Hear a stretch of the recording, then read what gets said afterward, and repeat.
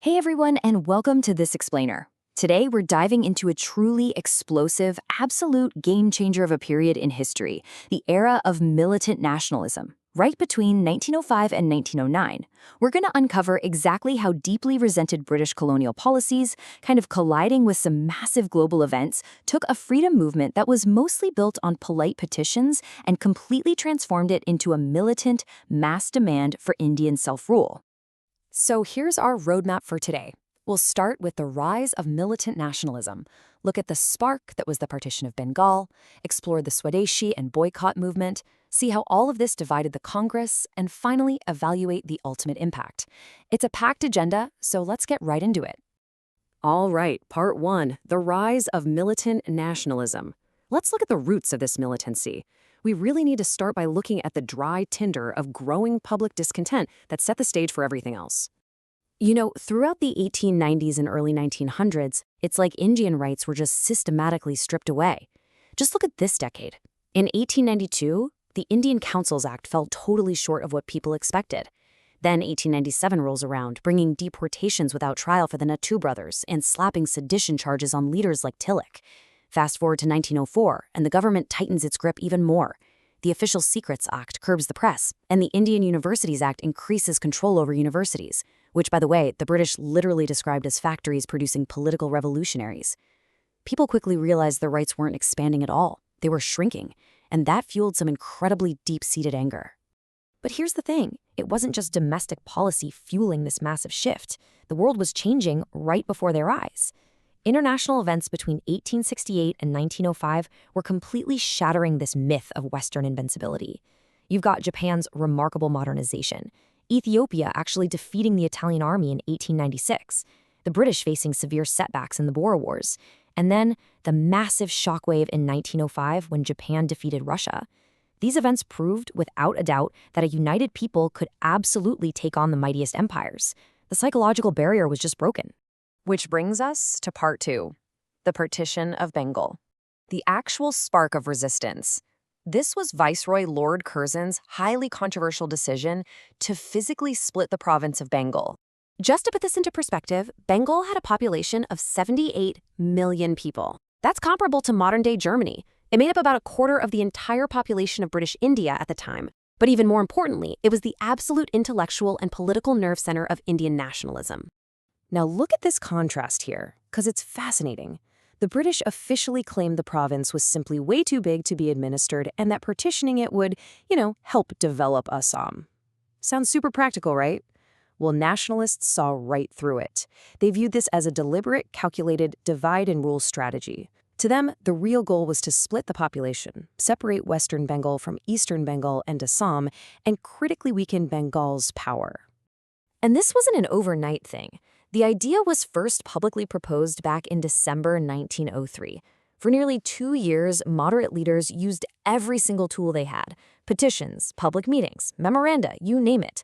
But despite thousands of petitions and incredibly loud public opposition, the government basically ignored them. They formally announced it in July 1905 and made the partition a reality on October 16, 1905. The polite petitions had failed. Okay, moving to part three. The Swadeshi and Boycott Movement, a mass awakening. This outright dismissal of public opinion sparked an unprecedented mass resistance that just spread like wildfire, far beyond Bengal's borders.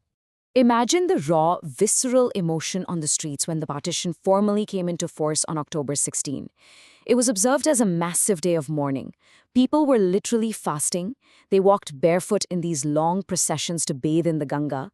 You had spontaneous singing of Bande Mataram echoing through the crowds. Rabindranath Tagore composed Amar Sonar Bangla.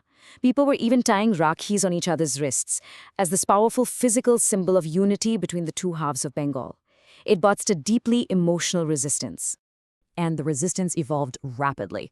Actually, scratch that. It completely transformed. They threw out the polite rulebook and adopted direct grassroots methods. We're talking a strict boycott of foreign goods. Massive public meetings and processions became the new everyday norm. They formed these volunteer corps or samitis to mobilize people at the street level. Leaders like Tilak made brilliant, imaginative use of traditional festivals like the Ganapati and Shivaji festivals to spread political messages to the masses. Plus, they established national education councils to bypass government-controlled schools entirely. I absolutely love this detail. The push for self-reliance, or Atmashakti, reached such incredible heights that down in Tuticorin, V.O. Chittabambaram Pillai literally built a national shipbuilding enterprise. He launched the Swadeshi steam navigation company specifically to take on the British trade monopoly head-to-head. It wasn't just about protesting anymore, you see. It was about building a parallel, self-reliant Indian economy from the ground up. The demographics of this movement were staggering, too. Massive participation from students and urban middle-class women who had traditionally been very home-centered were suddenly out in the streets. There were even strikes in foreign-owned companies. However, we do have to look at the whole picture here. British divide and rule tactics did unfortunately widen some class and religious gaps. Upper-class Muslims largely stayed away, with some supporting partition to gain a Muslim majority East Bengal. And capitalizing on this divide, the All India Muslim League was propped up in December 1905 as a direct anti-Congress front. So Part 4, the Congress divided, the ideological clash. As the Swadeshi movement is gaining all this incredible momentum, a severe ideological divide starts tearing the Indian National Congress apart from the inside. By the historical 1907 Swaraj session, you've got two groups totally deadlocked. On one side, the moderates. They still favored the old ways, petitions, public meetings, working carefully within the British system, and they hesitated to take the movement outside of Bengal. But on the other side, the extremists.